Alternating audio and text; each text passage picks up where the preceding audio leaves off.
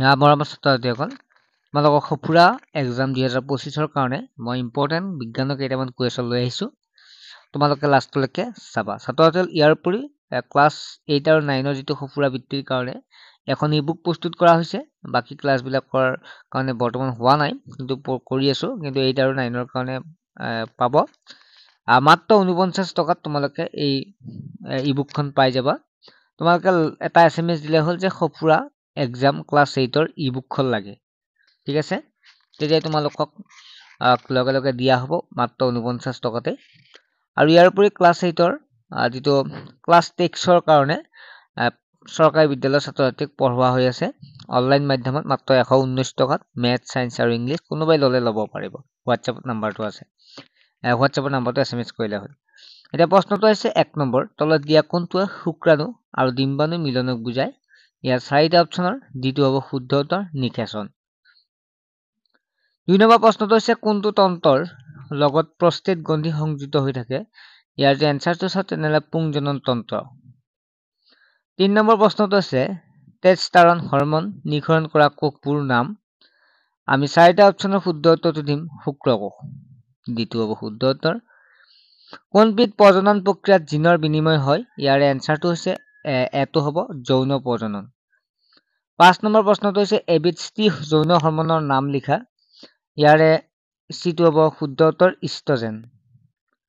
6 number প্ৰশ্নটো হৈছে অযৌন প্ৰজনন মুকুলোদ্যম সংঘটিত হয়? ইয়াৰে খটো হ'ব শুদ্ধ উত্তৰ ইচ। 7 নম্বৰ প্ৰশ্নটো হৈছে দুগ্ধ নিঃসৰণত সহায় কৰা হৰমনবিধ হ'ল প্ৰলাক্টিন। প্ৰলাক্টিন হ'ব ইয়াৰ বিটো হ'ব শুদ্ধ উত্তৰ। 8 নম্বৰ প্ৰশ্নটো হৈছে সৰ্পিল খেলাই বংশবৃদ্ধি কৰাৰ প্ৰক্ৰিয়াটো হৈছে এটো হ'ব বিভংগন। 9 নম্বৰ হৈছে প্লেনেৰিয়াই বংশবৃদ্ধি কৰা প্ৰক্ৰিয়াটো হ'ল পুনৰ্জীৱন।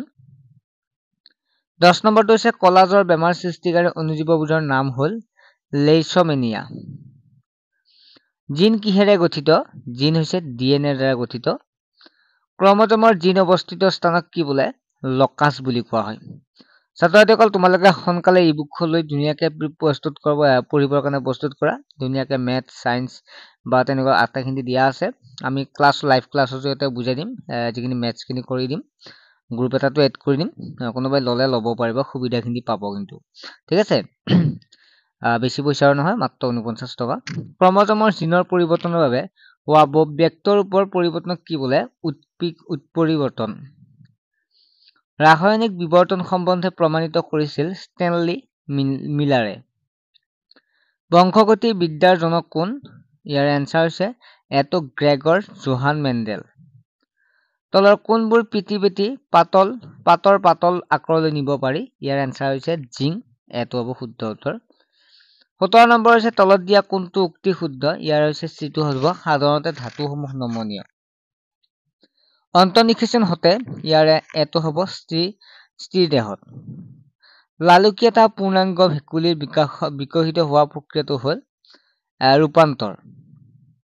এটা যোজন কোষত কোষকেন্দ্ৰৰ সংখ্যা হ'ল এটা।